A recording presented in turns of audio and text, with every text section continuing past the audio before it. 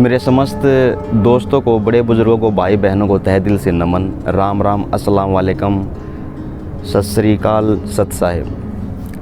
दोस्तों, भक्ति करना इतना मुश्किल नहीं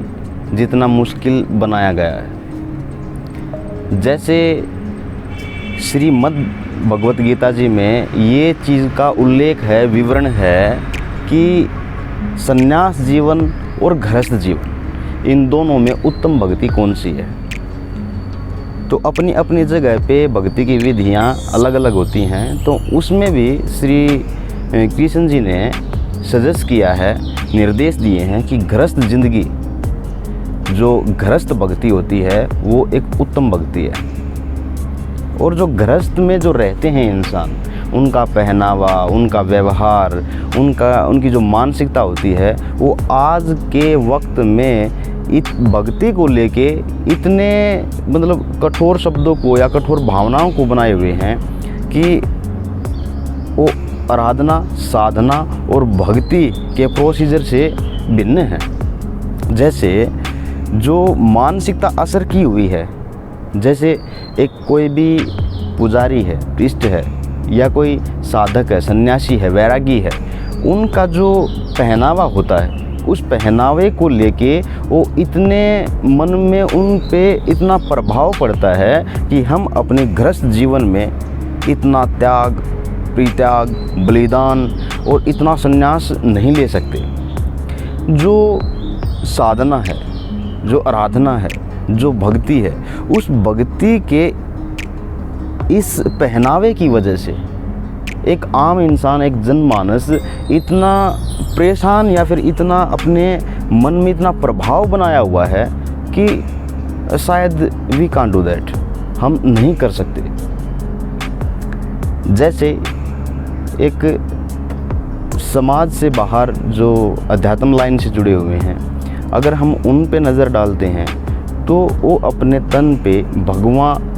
रंग का कपड़ा पहने हुए हैं। और एक गृहस्थ आदमी जो रहता है, अगर वो भक्ति के भाव को बनाने की कोशिश भी करेगा तो इस भावना से दरकिनार हो जाएगा कि भाई वो अपनाना पड़ेगा या फिर संन्यास लेना पड़ेगा, या कंठी, माला, तुलसी उनको अपने तन बदन पे लगा के, और तभी भक्ति का सुचारू रूप से संचारण हो सकता है। जो ये भाव एक आम जनमानस में देखा गया है, वह एक खतरनाक है।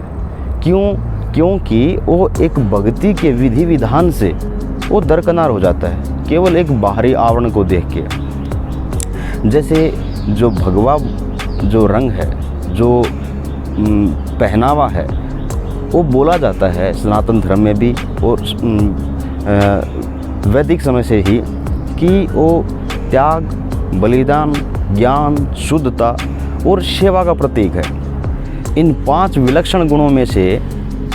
एक इतना, ये जो गुण है इतना गजब का है कि इंसान के अंदर त्याग होना चाहिए,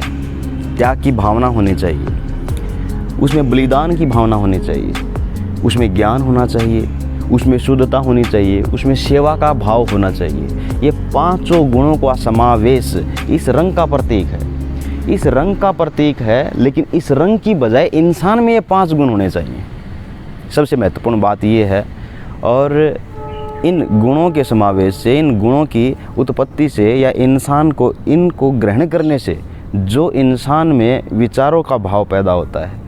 जो उनके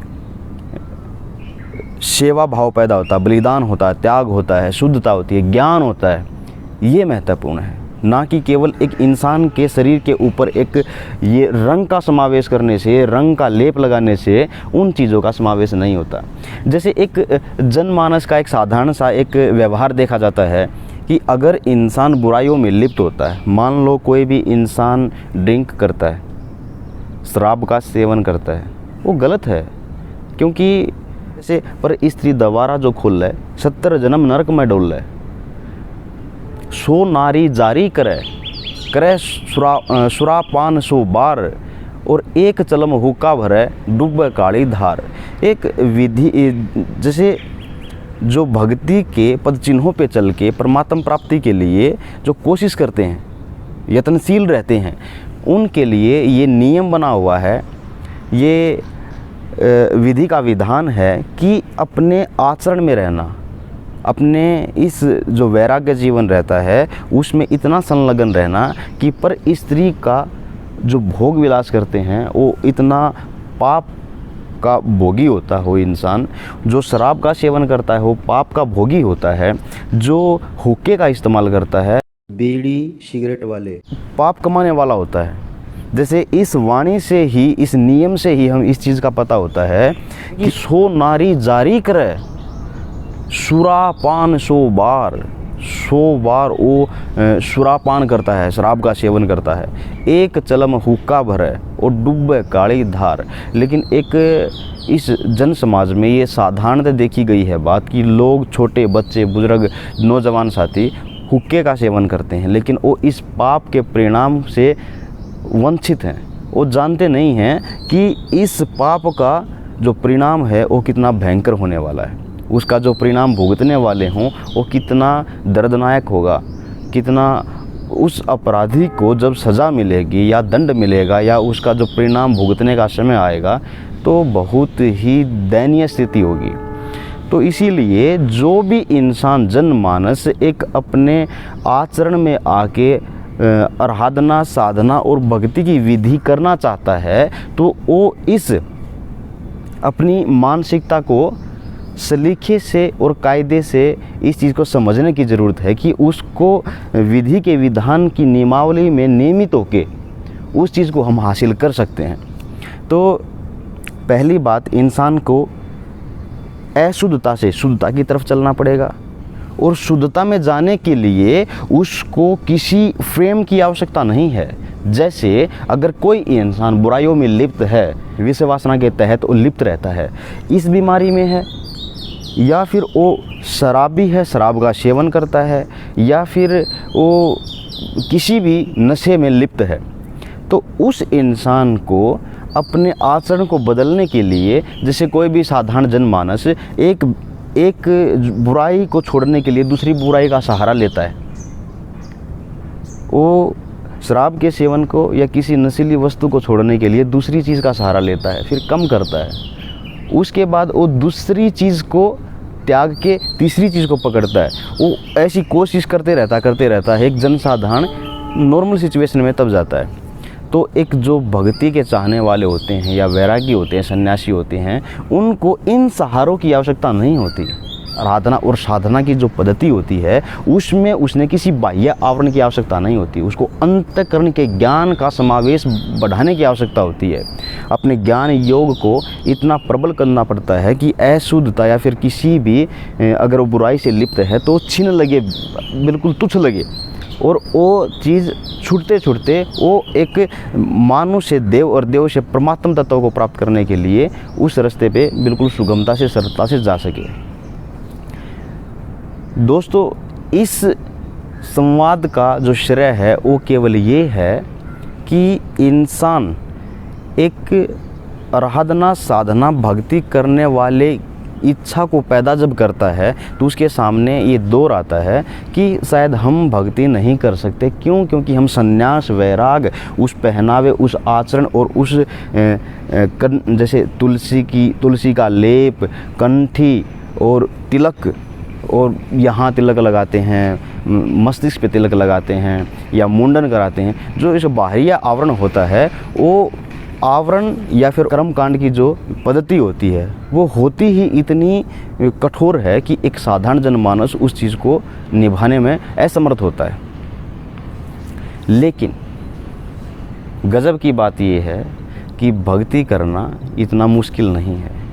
कबीर परमात्मा कहते हैं कि नाम उठत नाम बैठत नाम खावत जागबे, नाम सोते नाम पीते नाम सेती लागवे। उस नाम का, उस परमात्मा का जो मंत्र है, जो उनकी साधना की विधि का विधान है, पद्धति है, उसमें संलग्न रहना भी इतना आसान है कि काम को करते करते, चलते फिरते, नहाते धोते, सोते पीते खाते, सब सरलता से वो सरल मंत्र का उच्चारण और उसका मंथन हो सकता है। और उसी के मंत्रों के कमाई से हम अपनी बुराइयों को और अपने पाप को छीन कर सकते हैं और हम निर्मलता की तरफ जाके उस परमात्मा को पा सकते हैं। तो दोस्तों, मेरा आज का ये जो टॉपिक है वो केवल इस मुद्दे पे है कि आज का जनमानस इस बात को लेके चिंतित है कि हम न तो संन्यास ले सकते, न वैराग ले सकते, और गृहस्थ जीवन में हम भक्ति कैसे करेंगे। भक्ति करने की जो पद्धति है वो बिल्कुल सरल है। हम गृहस्थ में रह के भी भक्ति करेंगे, कर सकते हैं, और परमात्म तत्व को हम प्राप्त कर सकते हैं। उसके लिए भक्ति का जो विधान है, अब एक दूसरा जो पॉइंट मिलता है वो जनमानस में, वो क्या करते हैं, जैसे अपने पूजा स्थल पे, मंदिर में, या जहाँ पे वो परमात्म का ध्यान अर्जित करते हैं, ध्यान लगाते हैं, या फिर ज्योत लगाते हैं, धूप अगरबत्ती जो भी लगाते हैं, तो वहाँ पे उनकी क्या अवधारणा बनी हुई है कि उनकी पूजा का एक सरल मार्ग शायद यही है कि जैसे पार्क में जाएंगे, वहाँ से फूलों को निकालेंगे, प्रभु के लिए फूल अर्पित करेंगे, उसमें अगरबत्ती लगाएंगे, उसमें दिया लगाएंगे, और उसमें आरती गुंजन करेंगे और प्रणाम करेंगे, और उनकी भक्ति की यहाँ विधि कंप्लीट हो गई। ऐसा नहीं है। जैसे अगर हमको एग्रीकल्चर में, जैसे एक किसान होता है, जब वो अपने किसानी जीवन में फसल को उगाता है तो फसल उगाने से पहले अपनी ज़मीन को साफ़ करता है, उसमें से जितना भी वो होती है तैयारी। इसी प्रकार से जब हम अपने विचारों से मंथन करते हैं, प्रभु के लिए जो यत्न करने से पहले की जो तैयारियां होती हैं, जो मन होती है, आराधना होती है, साधना होती है,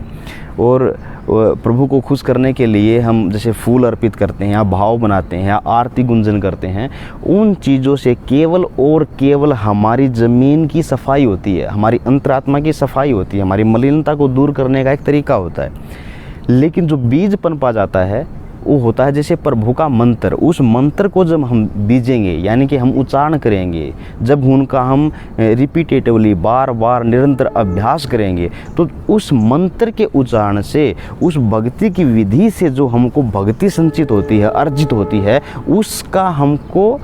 कमाई करनी है, और हमारे पाप को छीन करके हम निर्मलता की तरफ जाके और उस कमाई को हम उस प्रभु को दिखा के उस प्रभु को प्राप्त कर सकते हैं।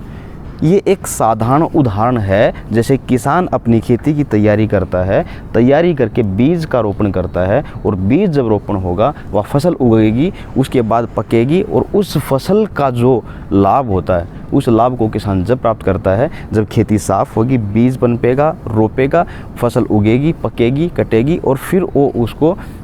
घर पे डालेगा। वो होती है कमाई। इसी प्रकार से अगर कोई जनमानस समझता है कि फूलों को तोड़ना, अर्पित करना, अगरबत्ती लगाना और आरती का गुंजन करना यही काफ़ी है, ये भी एक छोटी ही सोच है। इंसान को सफल होने के लिए, या किसान को सफल होने के लिए, या साधु को सफल होने के लिए लक्ष्य यही होता है कि कमाई को अर्जित करना और इतना धनवान बनना कि हम किसी भी चीज़ को हासिल कर सकें। ये एक छोटी सी बात है, साधारण सी बात है, कोई भी जनमानस इस बात को समझ सकता है। तो भक्ति को अर्जित करने के लिए,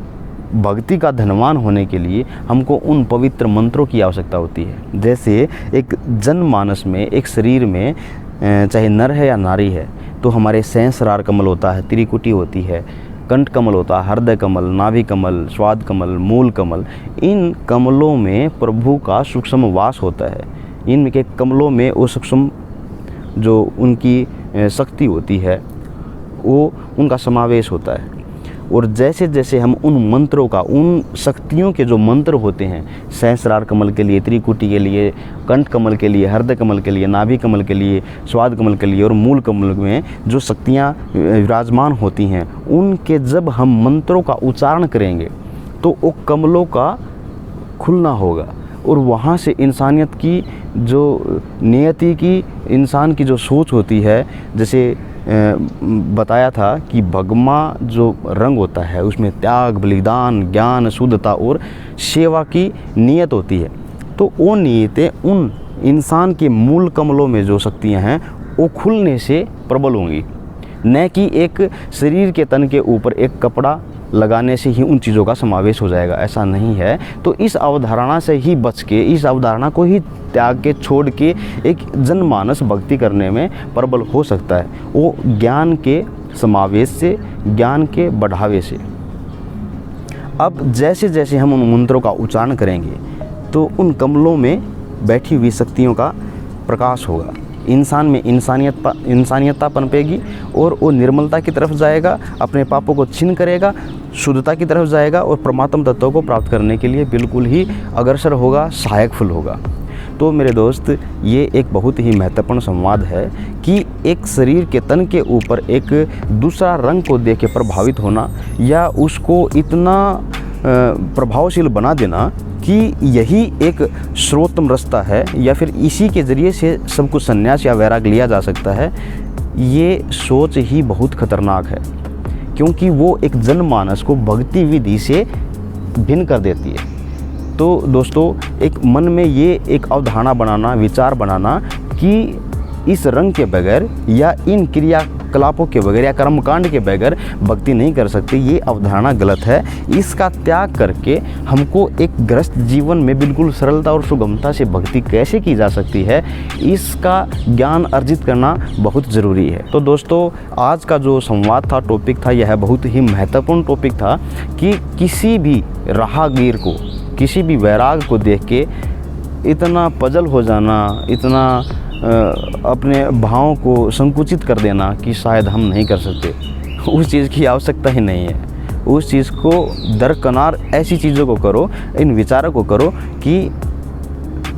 इतना कठोर नहीं है जितना कठोर बनाया गया है। परमात्मा को पाना या उनके गुणों को समझना, उन जिन हंस आत्माओं ने, जिन महापुरुषों ने उस परमात्मा को पाया है, उन्होंने इतनी सरल जीवन जिया है, उनकी जब हम वाणियों को, उनकी जीवनियों को, उनके विचारों को, निर्देशों को सुनेंगे तो बिल्कुल ही सरल है। तो आने वाले वीडियो में हम उस परमात्म तत्व के प्राप्त करने वाले हंस आत्माओं के जीवन चरित्र और जीवनी के बारे में अध्ययन करेंगे, उनकी बताए हुए निर्देशों को हम आपस में बात करेंगे। ठीक है दोस्तों, मिलते हैं नेक्स्ट वीडियो में, तब तक के लिए नमस्कार।